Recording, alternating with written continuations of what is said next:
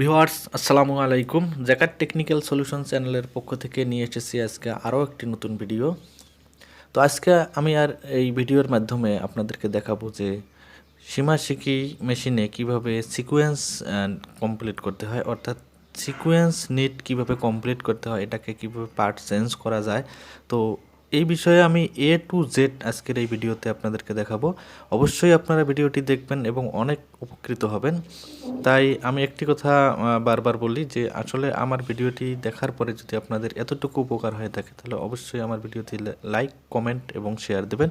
সেই সাথে যারা নতুন আমার এই ভিডিও চ্যানেলে, তারা অবশ্যই আমার এই চ্যানেলটিতে সাবস্ক্রাইব করে পাশে থাকা বেল আইকনটি বাজিয়ে নোটিফিকেশন অন করে দেবেন, যাতে নতুন নতুন ভিডিওগুলো সবার আগে আপনার কাছে পৌঁছে যায়। তো চলুন ভিউয়ার্স, শুরু করি আজকের এই ভিডিওটি।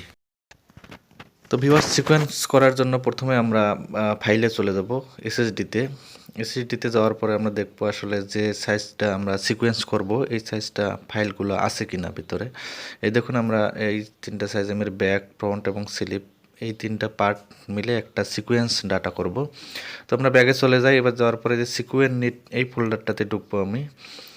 ঢোকার পরে দেখুন, এখানে আমি প্রথমে এই জায়গাটাতে রেখে আমি এই যে নো আছে, নোই থাকতে হবে। অনেক সময় দেখা যায় ইএস থাকে, এই যে ইএস কিন্তু রাখা যাবে না, এটা নোই রাখতে হবে। নো রাখলাম আমি। নো রাখার পর ব্যাগে আসলাম। ব্যাগে আসার পরে এবার এই যে ফাইলগুলো আছে, আগের একটা ডাটা করা আছে, তো এই ডাটাগুলো আমাকে ডিলিট করতে হবে। সেই জন্য আমি সেল বাটনটা চাপ দেবো, এই যে এডিটের চাপ দেবো, দেওয়ার পরে যে ডাটা ক্লিয়ার এটাতে এন্টার করব। দেখুন সবগুলো কিন্তু চলে গেছে, এখন আর নেই। তো আমি নতুন করে এবার একটা সিকোয়েন্স ডাটা করব। এই জন্য 1 নম্বর অপশনে এন্টার চাপ দেবো। এর ব্যাক পার্ট আমি প্রথমে নেব, তারপর 2 নম্বরে আসবো। 2 নম্বরে এন্টার চাপ দেওয়ার পর আমি এর ফ্রন্ট পার্ট নেব, তারপর 3 নম্বরে এর স্লিপ নেব। তো ভিউয়ার্স, তিনটা সাইজ কিন্তু নেওয়া হয়ে গেছে, তিনটা পার্ট। এবার আমি এই যে এখানে একটা বিষয় লক্ষ্য করবেন, এখানে অনেক সময় অফ থাকে, এটা কিন্তু অবশ্যই অন করে দিতে হবে। এই যে অন করে দিলাম আমি। এবার আসি কাউন্ট, এই কাউন্টগুলো করতে হবে আমরা। তো এর ব্যাক পার্ট কয় পিস নামাবো আমি, দেখুন এর ব্যাক পার্ট একটা নামাবো, এই জন্য একটা কাউন্ট করলাম। এর ফ্রন্ট পার্ট একটা নামাবো, একটা কাউন্ট করলাম, এবং এর স্লিপ দুইটা নামাবো, দুইটা কাউন্ট করলাম। তো এর ব্যাক, এর ফ্রন্ট, এর স্লিপ এক পিস 2 পিস মিলে এক সেট হয়। তো কত সেট হয় আমি সেটা এখানে কাউন্ট করব, কত সেট নামাবো। আমি 12 সেট নামাবো, যেহেতু 12 সেটে এক বান্ডিল জমা হয়। তো ভিউয়ার্স, কাউন্ট শেষ এবং এখানে কিন্তু সিকোয়েন্সের কাজ শেষ হয়ে গেছে।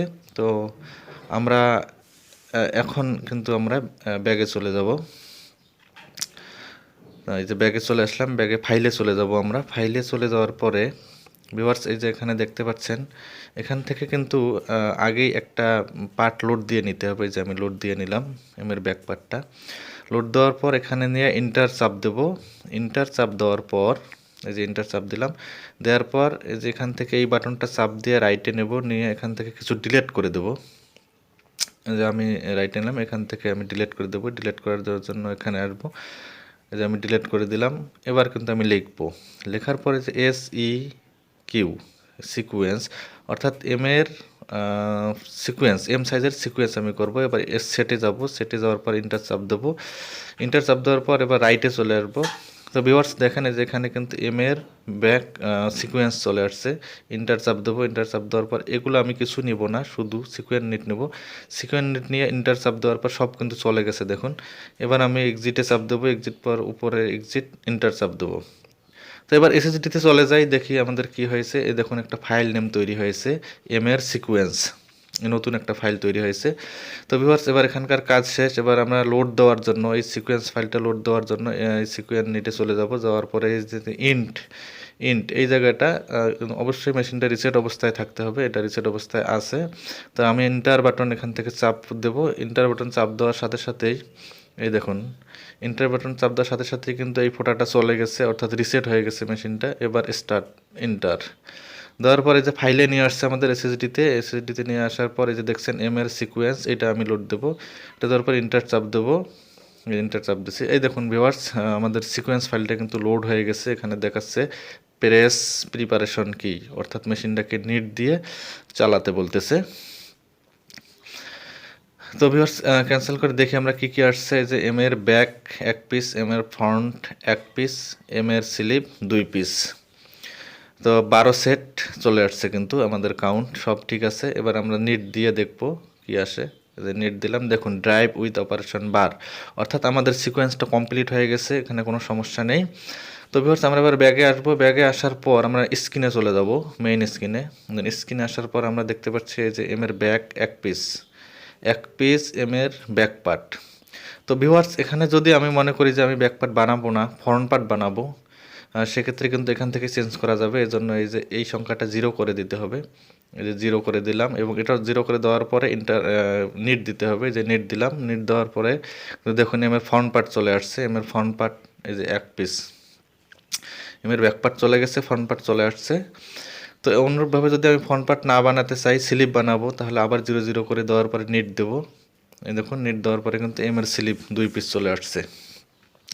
তো ভিউয়ার্স এভাবে কিন্তু পার্ট চেঞ্জ করা যায়, এখান থেকে একটার পর একটা চেঞ্জ করা যায়। তো এবার আমি আরও অন্য নিয়ম দেখাবো, এই জন্য সিকোয়েন্স নিটে চলে যাব। সিকোয়েন্স নিটের ভিতরে যাওয়ার পরে ভিউয়ার্স এই যে এখানে অন আছে, এই অনটাকে যদি আমি অফ করে দেই এবং অফ করে দিয়ে এখন কিন্তু স্লিপ মোডে আছে, এই স্লিপ থেকে অর্থাৎ ব্যাক পার্ট বানাবো না, ফ্রন্ট পার্টে চলে আসবে। এজন্য এটা অফ করে দেওয়ার পর এই যে উপরে রাইট সাইডে দেখতে রিস্টার্ট, এই যে রিস্টার্টের মধ্যে রেখে ইয়েস করব আমি, ইয়েস এন্টার। এই দেখুন ভিউয়ার্স এই স্লিপ থেকে কিন্তু ব্যাক পার্টে আসে নাই, ডাইরেক্ট স্লিপ ছিল আগে, ফ্রন্ট পার্টে চলে আসছে ব্যাক পার্ট না বানিয়ে। তো ভিউয়ার্স এটা একটা নিয়ম। এবার আমি এখানে অন করে দেব, দেওয়ার পর দ্বিতীয় নিয়ম দেখাবো।